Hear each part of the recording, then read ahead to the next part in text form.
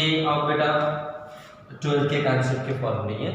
हाँ first Kirchhoff law में बेटा फर्स्ट हुआ, मैं जस्ट मैथमेटिकली लिख रहा हूँ। First law is sum of current is equal to 0 mathematically.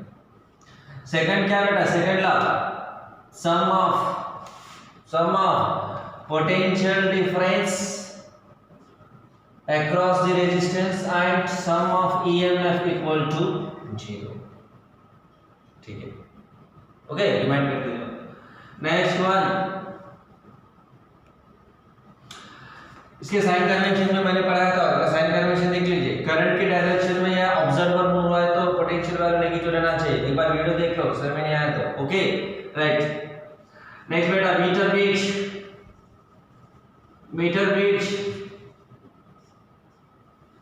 के लिए क्या रेजिस्टेंस, अननोन रेजिस्टेंस के लिए x upon r is equal to l x upon 100 minus l। so immediately याद आ रहा बेटा फॉर्मूला ये l क्या है बेटा, l is the balancing length. l क्या ये बैलेंसिंग लेंथ, ये भी इंपॉर्टेंट है। फॉर्मूले में क्या रिप्रेजेंट कर देखो लेटर, क्या ये balancing length on meter bridge wire taken from the left side से मेजर कीजिएगा। R resistance in the resistance box, resistance in the resistance, ये तो कैलकुलेट करना है आपको unknown resistance of the given wire। Okay right, आपके पास resistance है तो रेजिस्टिविटी कैलकुलेट कर सकते हो। Sir how it is, resistance is equal to rho L upon pi r square. और यही फार्मूला बेटा R is equal to rho L upon A। Rho resistivity R के प्लेस में मैंने क्या लिया, x है, ये x value, unknown resistance x ले लिया भैया। ये क्या बेटा, ये वैल्यू क्या रिप्रेजेंट कर रहा है, ये value area nothing but pi r square cross section area. R क्या, radius, R is radius. Okay right. Next 10th one, potentiometer immediately principle V directly proportional to L, that is the principle of motion. Potential difference between 2 points on the potentiometer wire is directly proportional to the balancing length between that 2 points।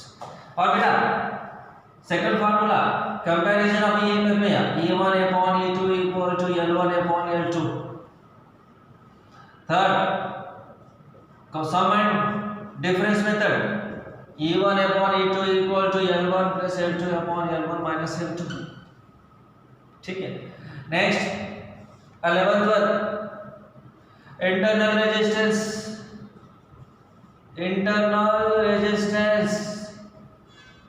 of the cell, क्या होना बेटा, internal resistance of cell R equal formula capital R into L1 minus L2 upon L2। जी noted होना चाहिए formula, याद रखो। Okay L1 क्या बेटा, balancing length. L1 is the balancing length when cell E1 is used। देखो diagram देखो, मैंने एक दिन एक्सप्लेन किया था, डायग्राम देखिए। L2 is the balancing length due to the capital R terminal potential difference। देख लो जी L1 L2 क्या रिप्रेजेंट कर रहे हैं, वहां लिखा था। L1 is the balancing length when E1 cell is used in the secondary circuit। L2 is the balancing length when R is introduced in the circuit, potential difference is created, that is called terminal potential difference। ठीक है। एक next 12th one, ये अपन last concept पढ़ा के देखो, civic effect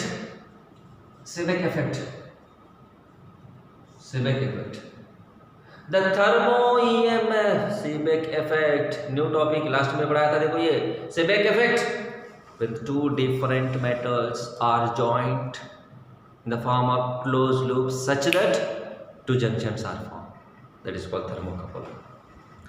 और ये दो जंक्शन है बेटा, एक हॉट जंक्शन पर रख दीजिए और एक कोल्ड जंक्शन। तो क्या होना चाहिए, due to temperature difference What happened? Due to heat, current is produced. That is called thermoelectric effect or Seebeck effect. Due to current, heat energy produced, Joule's law. Due to heat energy, current produced, that is Seebeck effect. देख लो video. Okay, वहां बेटा एक equation पढ़ाया था मैंने.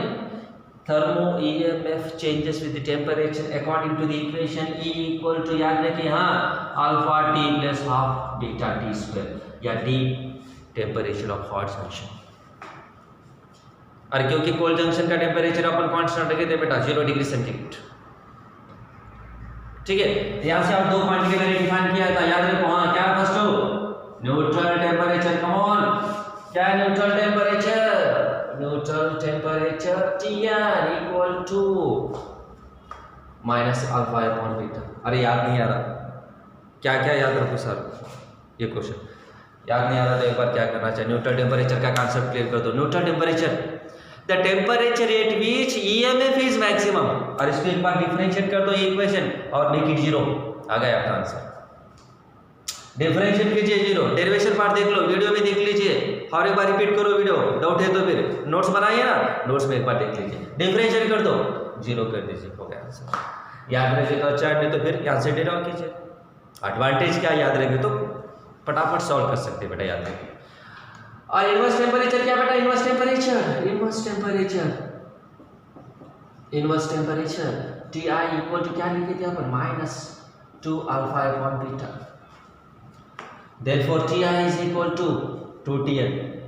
देखो हाँ, last video किए थे. और एक इक्वेशन लिखा था बेटा मैंने वहाँ, equation the difference of neutral temperature and cold junction temperature is equal to the difference of inverse temperature and neutral temperature. Okay, Tn minus Tc is equal to Ti minus Tn. यहाँ से क्या लिखा था? Minus से direction डालो 2Tn, तो क्या ना है Tn is equal to Ti plus Tc upon 2. ये भी कंसेप्ट लिखा था लास्ट में. Cold junction temperature it is not is equal to 0 degree centigrade, तो ये फार्मूला यूज करना चाहिए. Clear? It is not neutral temperature. और एक शॉर्टकट फार्मूला मैंने एक्सप्लेन किया था बेटा. ओके, ये कंडक्टिंग वायर है, ये कंडक्टिंग वायर है. और ऐसे में यहाँ दो पॉइंट के बीच में से एक रेजिस्टेंस मुझे फाइंड आउट करना है क्रॉस P एंड Q. इसका जो रेजिस्टेंस है R, याद आ रहा ना? अब क्या लिए थे? इस पार्ट का रेजिस्टेंस R1, इस टोटल पार्ट का रेजिस्टेंस क्या लिया था मैंने? R2. याद आ रहा? R1 R2 क्या लिया? R1 R2 पैरेलल है. और क्यों पैरेलल है? यहाँ कर दो बैटरी कनेक्ट, बैटरी कनेक्ट कर दो, नहीं तो सेल्फ कनेक्ट कीजिए. करंट यहाँ देखो, यहाँ डिवाइड हो रहा है, इस डिवाइड हो रहा है, इस पार्ट है और इस पार्ट में करंट डिवीजन, इस पैरेलल कॉम्बिनेशन बस. ठीक है, right.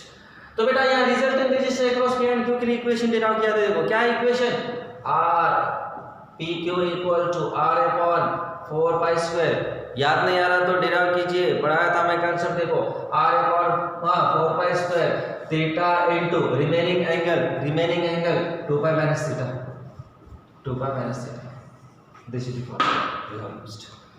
R upon 4 pi square theta into 2 pi minus theta. Clear? Okay. और एक कंडीशन, एक इंपॉर्टेंट फार्मूला एक्सप्लेन किया था, ये मिक्स्ड ग्रुप ऑफ सेल है. Mixed group of cell, mixed group of cells. और रेजिस्टेंस के बहुत सारे न्यूमेरिकल पढ़ाया था बेटा मैंने, सर्किट के, कॉम्प्लिकेटेड सर्किट के. देखो एक बार देख लो, different method, mirror axis theorem, null method, nodal method, ये टाइप के क्वेश्चन पढ़ाए थे, एक बार देख लीजिए. Okay, next mixed group of cell में अपन क्या लिखे थे concept? Come on, number of cells are connected, ऐसे E इंटरनल रेजिस्टेंस आर, ऐसे क्या N कनेक्ट किया था ना, N कनेक्ट किया था, याद आ रहा है कि नहीं? Mixed group of cells. और ये ऐसे करंट कितने किए थे बेटा? M कनेक्ट किए थे अपन, M. ठीक है, M कनेक्ट किए थे. और यहाँ बेटा एक एक्सटर्नल रेजिस्टेंस कनेक्ट कर दो, एक्सटर्नल रेजिस्टेंस R कनेक्ट कीजिए, R कनेक्ट कीजिए. जब फार्मूला क्या होना चाहिए? मैक्सिमम करंट लिए condition for I equal to maximum, for I equal to maximum condition, yes MR equal to NR. ये याद रखो। Total number of cells P equal to M into M into M। Okay, समझा कि नहीं? Next, ऐसे एक external resistance है बेटा और ये इंटरनल रेजिस्टेंस मैं स्मॉल r ले रहा हूं और ये इस सर्किट के लिए it is also called load, तो इस सर्किट के लिए अपन कंडीशन फाइंड आउट की थी पावर के लिए इक्वेशन, और पावर कब मैक्सिमम होना चाहिए, करंट कब मैक्सिमम होना चाहिए। तो पहला करंट I इक्वल टू क्या लिखते हैं बेटा, E upon R plus R, बराबर। सेकंड, मैक्सिमम पावर के लिए भी कंडीशन पढ़ाया था मैंने, याद रखो। P इक्वल ऐसे equation E square I square upon R, याद आ रहा कि नहीं? I के प्लेस में सब्स्टिट्यूट कर दो, E square upon R plus R square into R। Power maximum के लिए डिफरेंशिएशन मैंने 0 लिया था, देखो याद आ रहा कि नहीं? एक बार डेरिवेशन पार्ट देख लीजिए। और लास्ट में पढ़ाया था कि लास्ट कंक्लूजन याद रखिए, क्या बेटा कंक्लूजन, क्या? For P equal to maximum condition क्या होना, small r equal to capital, ये कंडीशन याद रखो। Internal resistance of the cell is equal to external resistance connected in the circuit, then the power is maximum, power maximum होना चाहिए। Derivation भी पढ़ाया था, देखो।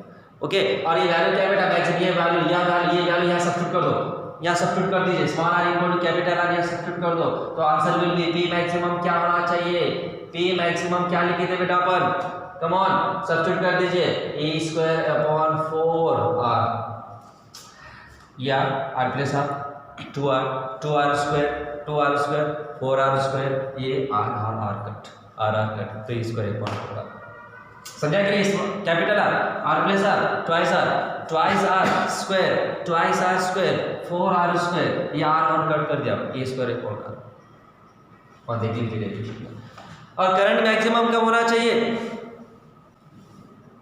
करंट मैक्सिमम कब होना चाहिए, for I equal to maximum, that implies R equal to क्या होना चाहिए, 0।